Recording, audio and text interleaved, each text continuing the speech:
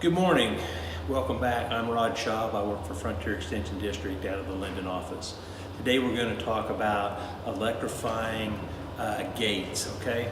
I don't know that something like this is necessary if we're putting up temporary fence. It's only going to be there a few days. I sure wouldn't go to all the work of doing this. But if you've got some permanent fence out there, you want to have put some gates in, I really like this idea. In this instance, what we're trying to do is electrify the gate without it being hot when it's unhooked over here. So let's talk about some of the parts that we have here.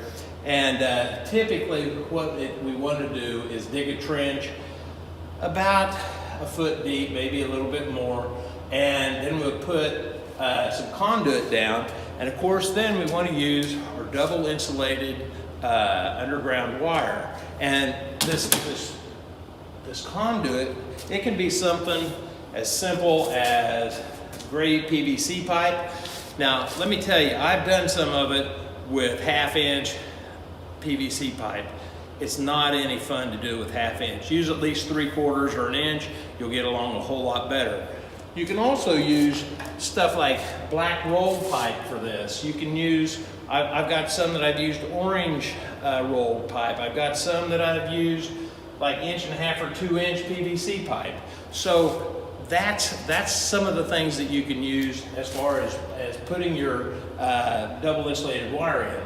Always make sure that we're gonna wanna glue all of our joints, and then we're gonna want to make sure the water can't get in. So we're gonna make some kind of something so water doesn't drain right back into this. So in this case, it looks like we put a U up there, and then of course we attach the underground cable to our line here and to our line over there. From that point, we've got our fences hot. We just need to put our gate in. So we hook onto the fence here, come back around over here, and there's lots of different things we can use for latches, okay? Here's some latches.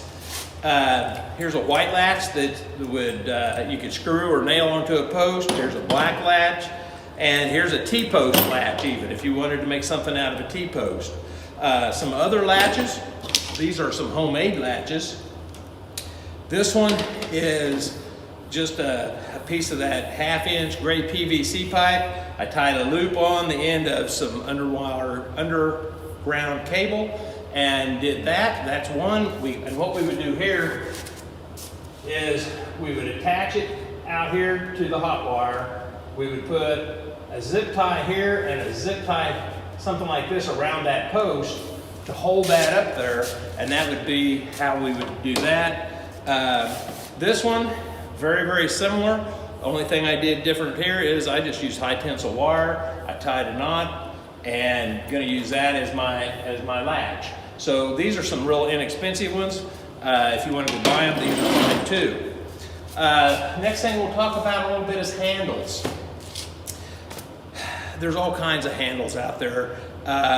Probably the better ones are the compression type handles. This is probably the best handle that we have. Very hard to pull. This handle will last a long time.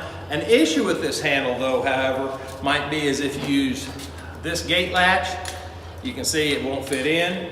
So you want to make sure that you choose the right latch so you can make sure that the handle that you got is going to work. Now this one's going to be more expensive than the rest of these. These spring handles, you get what you pay for. If you have them hooked up and a cow gets into the hot fence, what happens? It stretches this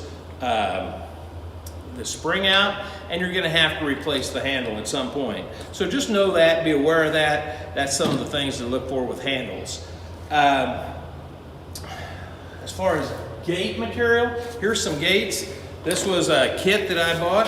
It's made out of bungee cord. The bungee cord does have some metal pieces in it, metal strands in it. Of course, you'd hook it. I just don't know how long, whether the UV light will mess with this or not. I don't know how long it will stay stretchy, but that's something that's out there for sale. Here is another thing that's out there for sale. As you can see, you'd hook it to the post, stretch it out, and hook it on.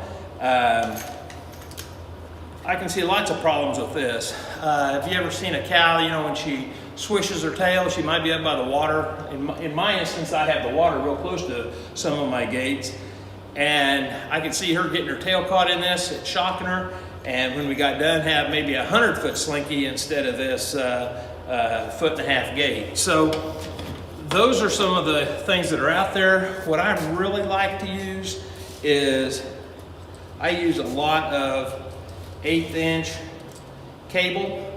This 1/8" cable costs about 45 cents a foot. Not too expensive, but it's pretty pliable. You don't really have to worry too much about anything like that. That works really, really well. The other thing that you can use is 1/16" cable. This cable costs about 29 cents a pound. The thing I like about this is, you know, if a cow hits it, it's sure not gonna break it. And I don't know which, at this point, would be the hardest to break. Is it gonna pull the spring out, or is it gonna break this little plastic post? But if it breaks it, okay, I can replace this. If you ever lose on these pin lock insulators, if you ever lose a pin, you can always put a nail in through it, or something like a screw or something like that to hold the wire in place. So that's something else that we want to talk about. The last thing that I want to talk about is note the location of the gate compared to the hot wire that comes into this insulator. Some of the gates that I put them up here, and I would open the gate, bring it around over here, and this gate would touch that wire, and occasionally I did get shocked, so I have had to go out and I've replaced that. I've moved them all lower than my incoming gate. So that's some of the things we want to talk about. I'm going to go outside, we're going to take some pictures, and we'll show you some of the things that I've used that go underneath the ground, and maybe it's just some ideas for you. So I'll be right back, and we'll wrap this thing up. Thanks.